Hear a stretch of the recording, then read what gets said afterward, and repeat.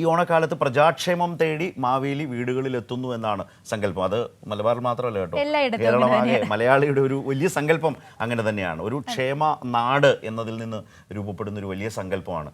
ഉത്തര മലബാറിൽ നോക്കിയാൽ ഇപ്പോൾ ഈ ഉത്രാടത്തിനും ഓണത്തിനും വീടുകളിൽ നിന്ന് വീടുകളിലേക്ക് മാവേലി നേരിട്ടെത്തുന്ന അപൂർവ ആചാരം നമുക്ക് കാണാൻ കഴിയും എന്നുള്ളതാണ്.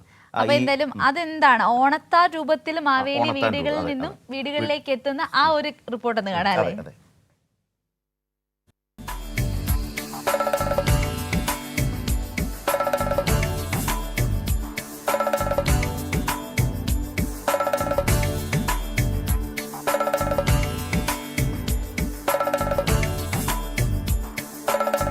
മഴയൊഴിഞ്ഞു നിന്ന് നേരത്ത കിനാനൂർ കണിയാട തറവട്ടുമുറ്റത്ത് പട്ടുടയാട ചുറ്റി കിരീടമണിഞ്ഞ് ആടയാഭരണങ്ങൾ അണിഞ്ഞ് ഓണത്താർ ഒരുങ്ങി.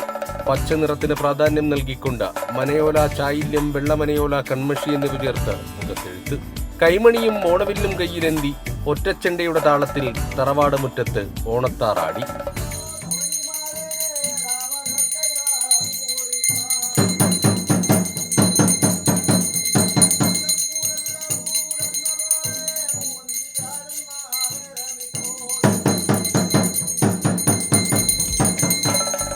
വർഷത്തിലൊരിക്കൽ 4 ദിക്കിലെയും വിശേഷങ്ങൾ തേടി പ്രജകൾക്ക് മുന്നിലെത്തുന്ന മഹാബലിയുടെ പ്രതിരൂപമാണ് ഓണത്താർ എന്നാണ് വിശ്വാസം. ഇതിപ്പോൾ നമ്മുടെ ജന്മാവകാശമാണ്.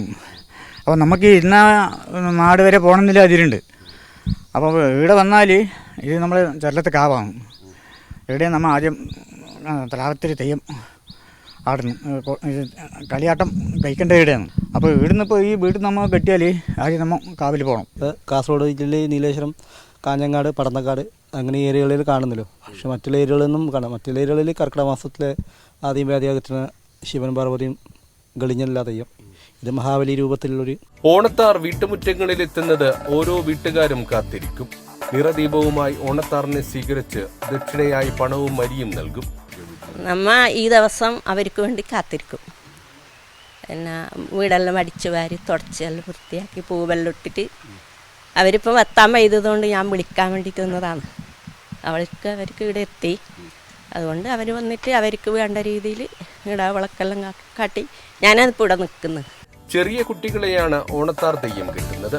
മഹാബലിയുടെ ചരിത്രവും ഓണാഘോഷ പെരുമകളും വിളിച്ചറിയിക്കുന്ന ഓണപ്പാട്ടുമായാണ് ഓണത്താർ തെയ്യം വീടുകളിൽ നിന്ന് വീടുകളിലേക്ക് എത്തി പൂക്കളത്തിന് മുന്നിൽ ആടുന്നത്.